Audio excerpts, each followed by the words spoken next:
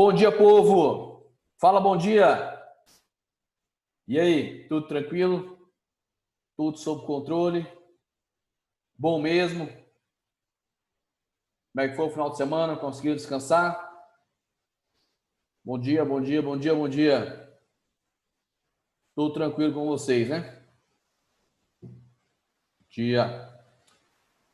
Bom, galera, espero que estejam todos bem de saúde e animados para aprender, que é o que importa.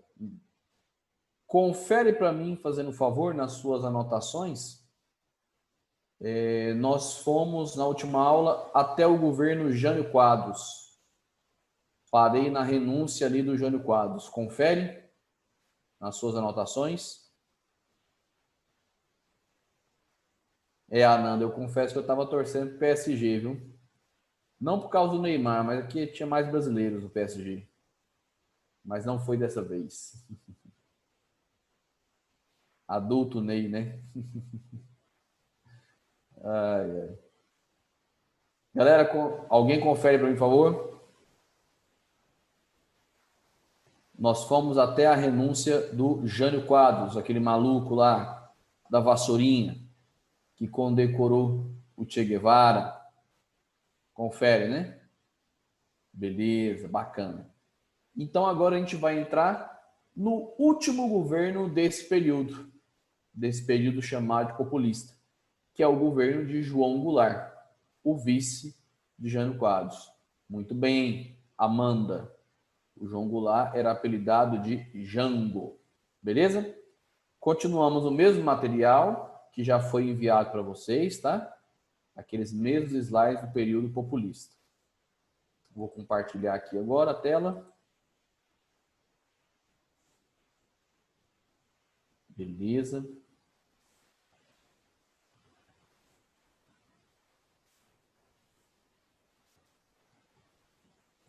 Agora sim.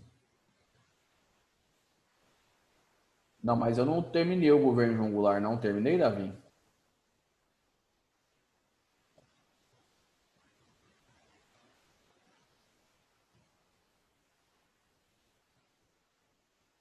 Fui até o golpe, certeza? Então as minhas anotações estão erradas, então.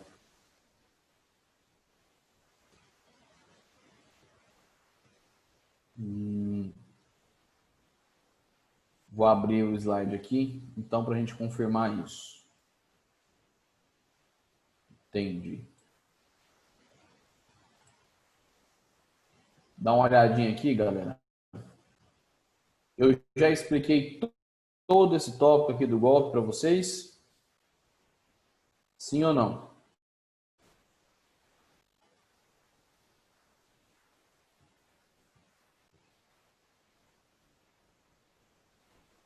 Sim, certeza? Beleza, então. Eu vou só reforçar e a gente então já começa a ditadura. Bom, eu achei que a gente já tinha parado em Jânio Quadros.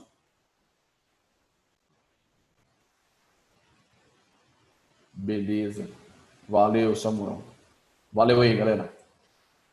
Só para lembrar então, o golpe que derrubou o João Goulart, ele não foi um golpe apenas militar, foi um golpe civil-militar. Não foram só as forças armadas que derrubaram o ex-presidente.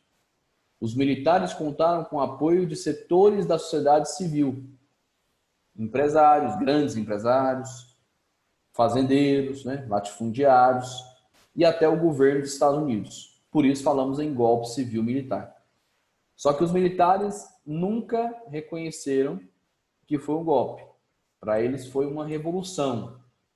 E aí a gente até discutiu isso, né? Professor, foi golpe ou foi revolução? Foi golpe, com toda a certeza do mundo. Porque quando um grupo chega ao poder usando a força militar e desrespeitando a Constituição, trata-se de um golpe. E não foi revolução porque não houve uma transformação profunda na sociedade brasileira. Exemplo, o Brasil, antes de 64, era um país capitalista. Continuou sendo capitalista. O Brasil era um país profundamente desigual. Continuou sendo muito desigual durante a ditadura. O Brasil era um país subdesenvolvido, vai continuar sendo subdesenvolvido. Então não houve uma transformação profunda da sociedade brasileira após a chegada dos militares ao poder. Não foi revolução, foi golpe. E houve um papel de liderança da Escola Superior de Guerra, a ESG. Alguém lembra quem era o general que comandava a Escola Superior de Guerra nessa época? O nome dele eu falei na última aula, hein? Não. Não, nunca vi essa peça não, Samuel. Muito bem, Igor. Valeu, Ana Clara. O general Castelo Branco, ele foi um dos cabeças do golpe. A Escola Superior de Guerra, para quem não lembra, era onde os militares, os altos oficiais do Exército, da Marinha, da Aeronáutica, os altos oficiais das Forças Armadas eram formados. E militares estadunidenses vinham dar aula para os nossos militares. Não era curso de tiro, era um treinamento ideológico, uma verdadeira doutrinação. Os americanos iam ensinar os nossos militares a serem anticomunistas. E o presidente João Goulart era acusado de ser o quê? Comunista. Então os militares vão articular um golpe para derrubá-lo. Beleza? Agora, como eu disse, esse golpe não vai ser apenas militar. Vai ser um golpe civil-militar. Não esquece disso. Além de empresários, além de fazendeiros, outros setores que vão apoiar a derrubada do presidente Jango serão a classe média, em peso, em massa, não quer dizer que foi todo mundo, tá? Mas a grande maioria apoiou, e setores conservadores da Igreja Católica. E esses dois grupos vão organizar uma passeata para deixar isso bem claro, que eles queriam que João Goulart fosse retirado da presidência.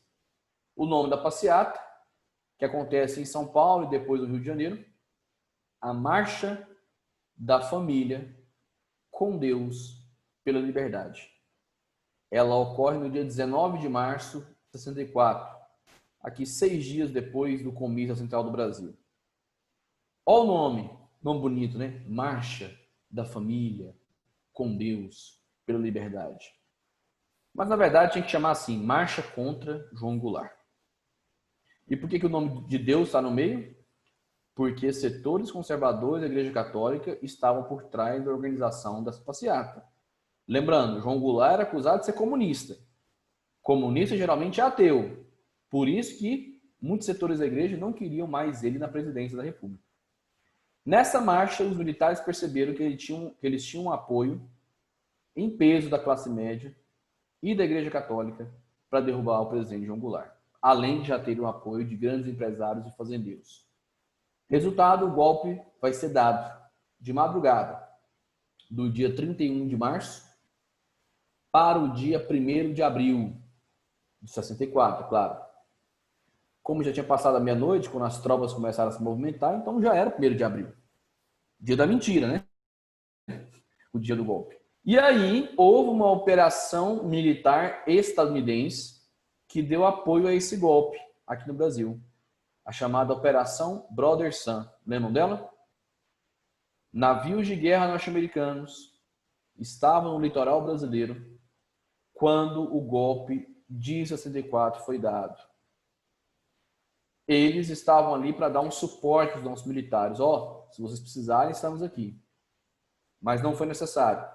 Esses militares americanos não desembarcaram aqui. Por quê? Qual foi a escolha do presidente João Goulart? Resistir ou fugir? O que ele escolheu? Só para ver se vocês estão acordados aí.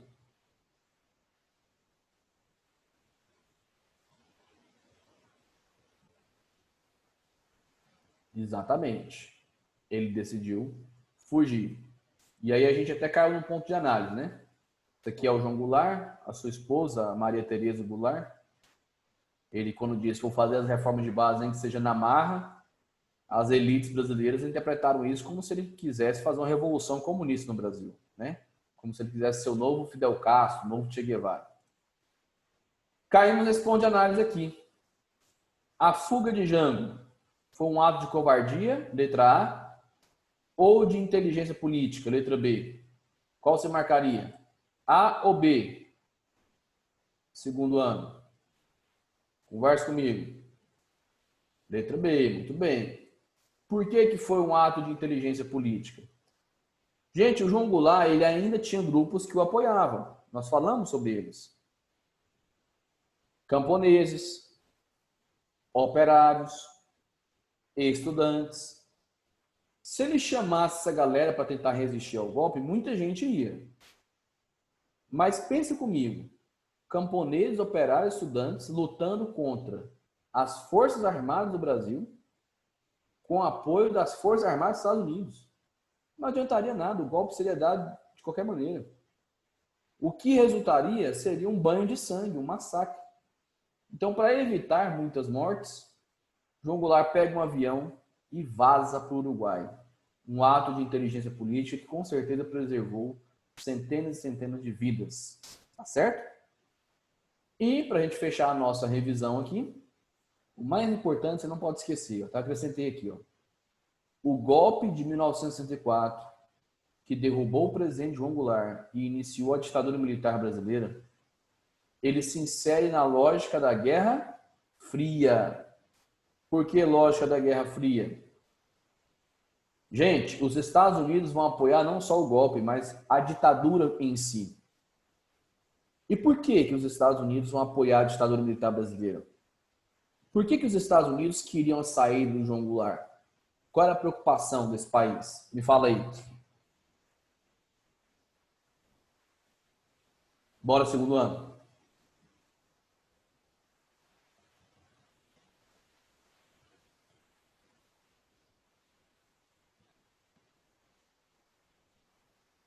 Muito bem, Ananda.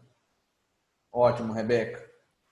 Gustavo, eu tinha perguntado por que os Estados Unidos queriam tanto derrubar também o João Goulart?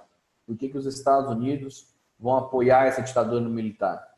A resposta é garantir o Brasil dentro da zona de influência capitalista, evitar qualquer possibilidade do Brasil passar para o lado socialista, para o lado da União Soviética, que é o que tinha acontecido, por exemplo, com Cuba, com a Revolução Cubana, de Fidel Castro, Che Guevara. Por isso que tanta gente fala que a ditadura veio para o Brasil não virar Cuba. Porque os Estados Unidos tinham receio de que o nosso país se aproximasse do bloco socialista e isso seria uma derrota para os Estados Unidos em plena Guerra Fria.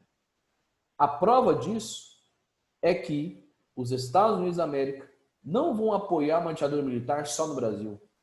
Vão apoiar em praticamente toda a América Latina, na Argentina, no Chile. Por quê? Era uma maneira de garantir essa região do continente como uma zona de influência capitalista e, eu repito, evitar qualquer possibilidade, qualquer chance desses países passarem para o lado socialista. Beleza? Sim, exatamente, Cadu. Faz parte da política da boa vizinhança. Com certeza. Bom, galera, com o João Goulart fora do Brasil, lembrando que ele pegou um avião e foi para o Uruguai, a presidência foi declarada vaga. O presidente da Câmara, na época era um cara chamado Ranieri Mazzilli, vai assumir provisoriamente. E poucos dias depois ele entrega o poder para o general Castelo Branco, que vai ser o primeiro presidente da ditadura militar brasileira.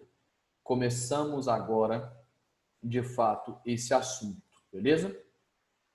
Gente, sobre a questão do golpe de 64, todo mundo entendeu mesmo? Dá um joinha para mim se você entendeu os motivos que levaram os militares, empresários, fazendeiros, Igreja Católica, classe média, derrubarem esse presidente, apoiar a ditadura. Todo mundo entendeu isso? Beleza, bacana. Vou abrir agora para vocês o material de ditadura.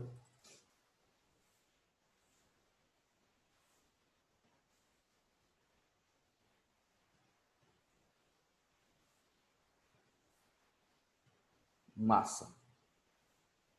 Fico feliz que vocês estão aprendendo, viu, gente? Esse material aqui eu envio hoje para vocês. Me confirmem, por favor,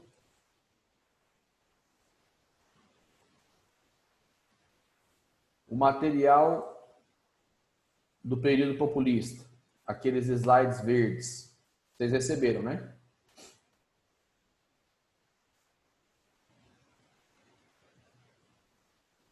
Você arrepiou, Vitor? Arrepiou por quê? Material do período populista, que vai até João Goulart, vocês receberam, tá no site, né? Beleza. Esse aqui eu mando hoje para vocês, tá? Esse aqui eu não enviei ainda não. Bom, galera, começamos agora um dos períodos mais sombrios da nossa história. Tanto é que eu coloquei o slide aí mais escuro. O período do regime militar, que vai se estender por longos 21 anos, ó, mais de 2 décadas. Vai do golpe de 64, que derrubou o presidente João Goulart, até o ano de 1985. Beleza? E aí, eu começo. Você viu aí? Outro nível no design, né, Samuel? Eu começo esse assunto falando sobre as tendências políticas dos militares. Galera, tem gente que pensa que os militares tinham a mesma visão política, que todos os militares tinham o mesmo pensamento, a mesma visão política, e está errado. Dentro das Forças Armadas, principalmente o Exército, havia basicamente 2 grandes tendências políticas naquela época da ditadura. Existia a tendência dos castelistas. Claro que esse nome está ligado a Castelo Branco. Ó, castelista lembra Castelo Branco.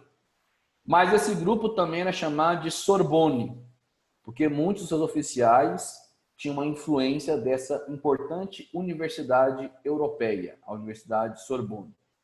Mas o nome mais comum era castelistas mesmo. Esse era o grupo mais moderado dos militares. Isso mesmo. Esse era o grupo mais moderado. Para eles, o regime militar seria uma coisa provisória. Como assim, professor? Provisória. Na visão do grupo dos castelistas, os militares tinham que tomar o poder, livrar o Brasil dessa suposta ameaça comunista, suposta ameaça, e depois devolver o poder para os civis. Então seria uma coisa provisória. E isso aconteceria em poucos anos. Para você ter uma ideia, para eles o regime militar não tinha que durar mais do que 5 anos. Repito, para o grupo dos castelistas, comandado ali pelo general Castelo Branco, daí o nome castelista, eles eram mais moderados e para eles o regime militar tinha que ser uma coisa provisória. Eles tinham que tomar o poder para livrar o Brasil da suposta ameaça comunista, que eles mesmos se criaram, né, essa ameaça, e depois devolver o poder para os civis. A ditadura deveria durar pouco tempo, seria algo provisório. E por serem mais moderados, eles não eram tão a favor de violências extremas, como, por exemplo, a prática da tortura. Tá certo? Esse era o grupo dos castelistas. Agora, essa outra tendência política era bem diferente. Olha o nome, a linha dura. Era a ala mais extremista das Forças Armadas. Para a linha dura, em primeiro lugar, o regime militar tinha que ser algo permanente. Nada de provisório. Eles tinham que tomar o poder e ficar no poder de maneira definitiva. Permanente. Segundo, como o próprio nome já sugere, né, linha dura, essa parte aqui das Forças Armadas, esses militares eram mais violentos, eram a favor de práticas como a tortura dos opositores. Então, gente, é importante essa introdução aqui para você entender que os militares não pensavam todos da mesma forma. Havia divergências entre eles. E aqui são só os 2 principais grupos. As 2 principais tendências políticas dos militares na época. Tá certo? Vou repetir rapidinho. Os castelistas, ou Sorbonne, era o grupo mais moderado, que pregava que o regime militar tinha que ser algo provisório, e eles eram menos violentos. Muitos deles, inclusive, eram contra a tortura. A linha dura era o grupo mais extremista, eram os militares que pregavam que a ditadura tinha que ser permanente e eles eram mais violentos, pregavam inclusive a prática da tortura. Beleza? Conseguiram entender a diferença entre os castelistas e a linha dura, gente? Dá um joinha para mim, por favor. Sim, Davi. Sem sombra de dúvida, o Médici era um linha dura. Tá tranquilo? Conseguiram sacar? Massa. Então vamos voltar. Agora vocês vão ver uma charge com os 5 generais que ocuparam a presidência da República durante a ditadura. É uma charge, tá? Não é uma foto. Aqui, sentado na cadeirinha, com essa cabeça achatada, igual a minha, né, de nordestino, está o general Castelo Branco. Não precisa nem falar, né? Ó, Castelo Branco, de qual grupo que ele era? Castelista, era um moderado. O segundo vai ser esse aqui. Parece o nosso diretor Célio Knupp, né? Aqui nós temos o general Costa e Silva. O nome completo dele, Arthur da Costa e Silva. O nome completo do Castelo Branco era Humberto de Alencar Castelo Branco. O Arthur Costa e Silva, ou simplesmente presidente Costa e Silva, era um general linha dura, extremista, violento. No final do seu governo, teremos a criação do AI-5, inclusive, a gente vai estudar em detalhes. Esse terceiro aqui, onde estou apontando com a setinha, parece o Frankenstein, né? Esse é o que o Davi acabou de comentar. Emílio Garrastazu Médici, ou simplesmente o general Médici, o terceiro presidente da ditadura militar brasileira. Ele era da linha dura, vai ser o mais repressor de todos os presidentes do regime militar. Aqui, a repressão, a censura, a tortura vão conhecer o seu apogeu. Beleza? Sim, Ananda. Nós temos uma homenagem ao Castelo Branco da nossa cidade. Tem escola municipal com o nome Costa Silva. Sim, todos eram brasileiros. Estrangeiro não pode ocupar a presidência no Brasil. É porque o Médici, ele tinha uma descendência italiana. Esse sobrenome dele é italiano, tá? Mas ele era brasileiro. O quarto, esse aqui, ó, do pescoço enrugado, Ernesto Geisel, ou simplesmente presidente Geisel. Ele já era um castelista, um moderado. O regime militar vai entrar em decadência aqui, ó, a partir do seu governo. E o último presidente desse período, esse que está parecendo um pinguim aqui, né? O general João Batista Figueiredo, mais conhecido apenas como presidente Figueiredo. Ele também era um castelista, ele também era um moderado, e ele vai ajudar a terminar com a ditadura lá em 1985. Então perceba que dos 5 presidentes da ditadura, 3 eram castelistas, esses 3 aqui ó, eram moderados, o Castelo Branco, o Geisel e o Figueiredo, e 2 eram da linha dura, o Costa Silva e o Médici. Vamos estudar o governo de cada um deles de maneira aprofundada, inclusive. Beleza? Samuel comentou aqui, o Brasil, como sempre, transformando em heróis pessoas muito exemplares. Figueiredo parece o Gomes da família Adams. Parece mesmo. Galerinha, antes de começarmos o governo de Castelo Branco, eu queria usar uma didáticazinha bem ridícula, mas que vai servir para você lembrar de características importantes de cada presidente da ditadura. Não foram 5? Não foram 5? Então, cada um vai representar um dedo da minha mão, com um gesto. E isso vai caracterizar o governo de cada um deles. Beleza? Ananda, a média foi 5 anos para cada um. É porque os 2 primeiros governaram menos tempo. A gente vai ver o porquê. Vamos lá. É ridícula a didática, mas vai servir para você lembrar. O primeiro, Castelo Branco. Estou fazendo um joinha para ele. Por que joinha? É porque ele era gente boa? Não. É porque foi um governo relativamente tranquilo.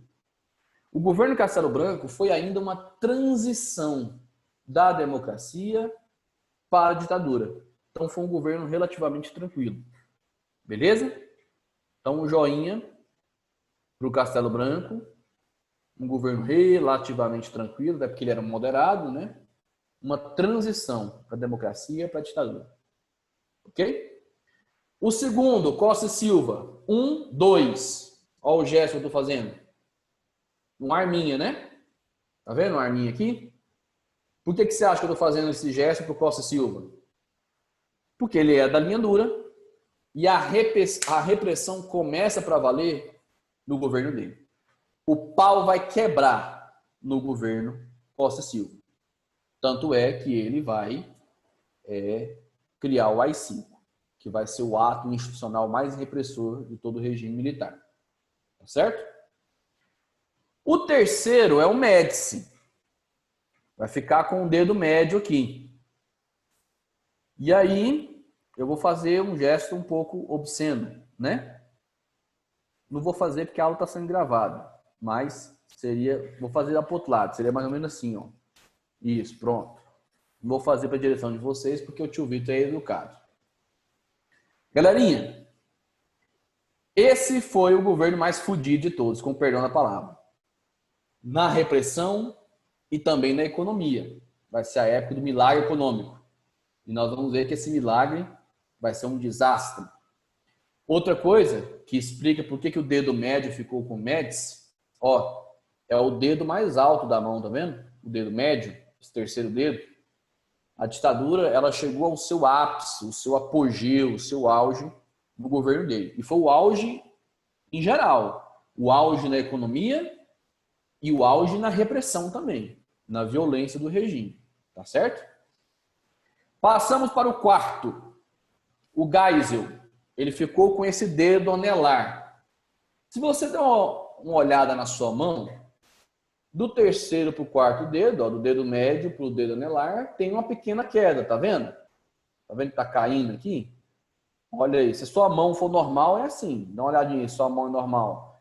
Ó, daqui para cá, tem uma quedazinha. Significa que a partir do quarto presidente, de General Geisel, a ditadura entra em decadência, entra em declínio. Beleza? Outra coisa que também explica por que o dedo dele é o dedo anelar, do Geisel, geralmente é o dedo em que se coloca alianças, né, de compromisso. E ele fez muitas alianças políticas para poder a ditadura começar a se abrir, a ditadura começar a acabar. E por último, ó, o dedinho mínimo, também chamado de mindinho, ficou para o presidente Figueiredo. Por que ele ficou com esse último dedo aqui? Além de ele ter sido o último presidente da ditadura, ele ficou com o dedo mindinho porque a ditadura já estava no seu finalzinho, já estava fraquinha, já estava terminando. O Brasil já caminhava rumo à democracia, rumo à redemocratização, ao retorno da democracia. E não sei se vocês já fizeram essa brincadeira, esse dedinho aqui geralmente a gente usa para fazer promessas. Já brincaram disso, não é criança? Ah, promete aqui, aí junta esse dedinho aqui, ó, o dedinho das promessas, né? E o Figueiredo fez muitas promessas. A maior delas, quando ele assumiu, no dia da sua posse, ele falou assim: eu juro fazer desse país uma democracia. E, de fato, ele foi o último presidente da ditadura.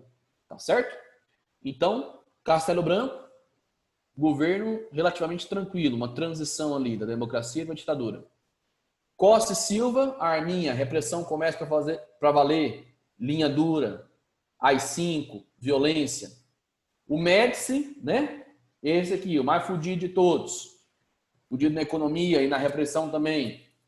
Geisel, o dedo anelar, a ditadura entra em decadência, em declínio, uma época de alianças políticas também. E Figueiredo, o dedo mínimo ou mindinho, porque a ditadura já estava fraquinha no seu finalzinho, e ele fez a promessa de que o Brasil voltaria a ser uma democracia. De fato, vai voltar.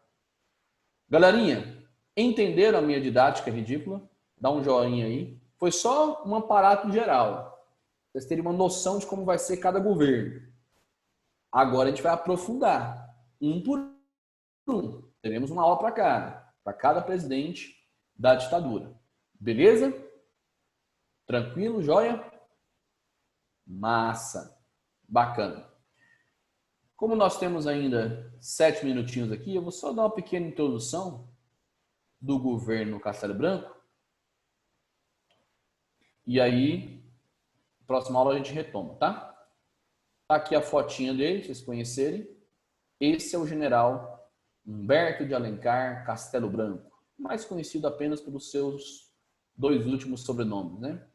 Castelo Branco vai assumir o poder em 64 e vai governar o Brasil até 67, ou seja, durante 3 anos. Professor, por que 3 anos? Porque o governo dele é provisório. Castelo Branco vai estar no poder até a elaboração de uma nova Constituição. Repito, seu mandato vai durar 3 anos, porque ele tinha um caráter provisório. Ele vai governar até a aprovação de uma nova Constituição. Vai ser a 6ª Constituição da história do Brasil, a Constituição de 1967. Beleza? E para representar o seu mandato, eu coloquei a seguinte frase. Eu coloquei uma frase para cada presidente, tá? Da ditadura. Liberdade sem democracia. Professor, como assim liberdade sem democracia? O Brasil continuava tendo algumas liberdades ainda. A ditadura não estava plena. A ditadura ainda não tinha atingido seu grau máximo de repressão. Mas não havia mais democracia no país.